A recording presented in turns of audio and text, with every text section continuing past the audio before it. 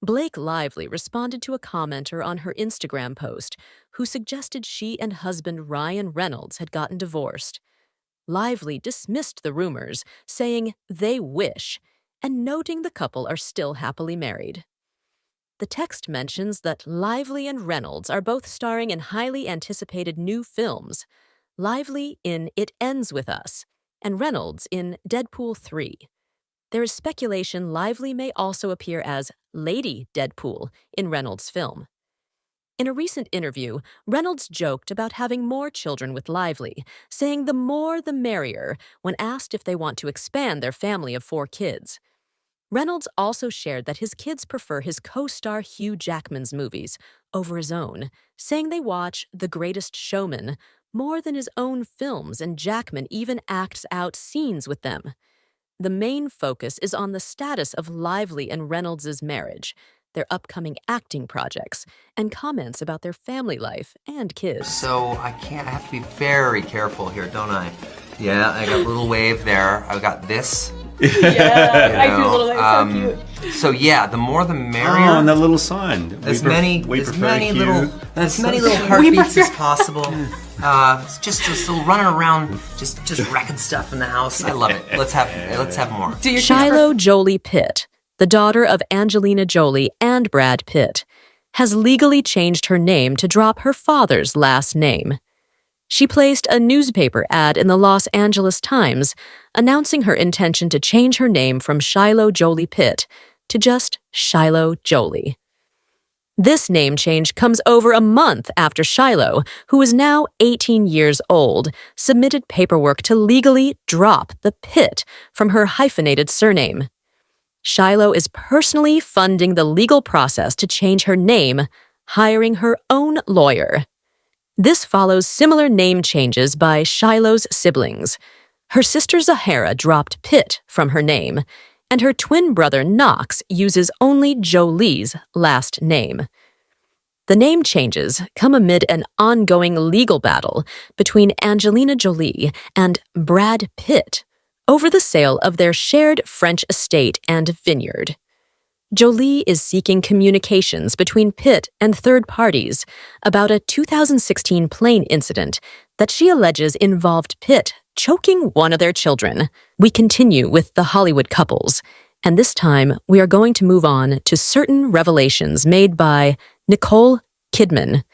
Nicole reflects on working with her ex-husband Tom Cruise on the 1999 film Eyes Wide Shut, directed by Stanley Kubrick. Kubrick drew inspiration from Kidman and Cruise's real-life marriage for the film's themes of infidelity and power dynamics in relationships. Kidman says Kubrick was aware of the challenges of portraying a triangle dynamic and knew how to manage the actors. Kidman and Cruise were married from 1991 to 2001 and had 2 children together during the filming of Eyes Wide Shut, which took 2 years to shoot. Despite the film's heavy subject matter, Kidman says they would go go-kart racing together after filming intense scenes to unwind. Kidman is hesitant to deeply analyze or dissect her relationship with Cruise during that time period, saying she may not have the ability or willingness to do so. I got taken down in like a blood bag. Oh, no. Oh my God. It was the worst. Sam Very Smith anxious suffered a and been serious struggling with knee anxiety for injury while years. skiing, So I used it as an completely excuse tearing their to get ACL. my This thing left together. them unable And so to walk for I about started a icing month. every morning. I started, The doing, injury like, and recovery getting into my process circadian was rhythm. very And a difficult big for part of that Sam, is light both exposure to your physically eyes. and So in mentally. the morning, you try and get as much sunlight in your eyes in the first 2 hours.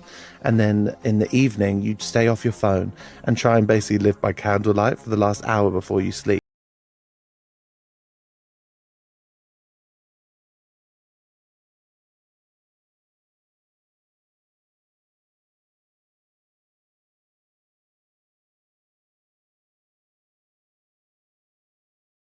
because I broke my ACL, completely ripped my ACL. What's that? Typically it's a football injury. Yeah, it was skiing. Right. As part of their recovery, Sam made a conscious decision to get a new phone and she was like, "You can do it." I did it. Couldn't do it. Getting rid of old contacts and music libraries that were weighing them It was the down. worst. But it's a permanent thing. So it's like a little, I don't know how to explain it. It's like, it's in between your bones. It helps you jump and spring around. Okay. But it completely ripped.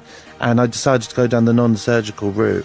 But I couldn't walk, basically, for a month. And for Sam, the recovery was more than just the physical. It was awful. It was the first time I'd ever not been able to move. Yeah.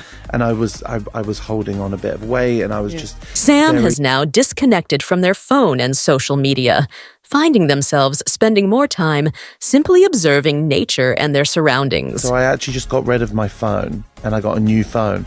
And it's the first time in my whole childhood that I don't have my library of music that I'd had since I was 11. Wow. So I started again. Oh, wow. Fully started That's again. quite dramatic. What made I you like do it. that? Just because I needed an American number, and also my phone was just full of people. Oh, I love that. Oh, that's Full of cleansing. people that It's I just cleansing. like exes and Yeah. all these different people through the years, and I was like, I needed a new phone, so I got one, and then I put my old phone on airplane, and I've never turned it off. Sam, that's radical. good. I'm It's very... crazy. That is quite you, and I have, Annie. and I Very took me, that social innovate. media off, everything. Everything. It's crazy. Wow. I found myself sitting on benches now in park, just looking at the trees. The main themes are Sam's challenging physical recovery from a severe sports injury, the mental health impacts, and their decision to make a fresh start by disconnecting from their old digital life.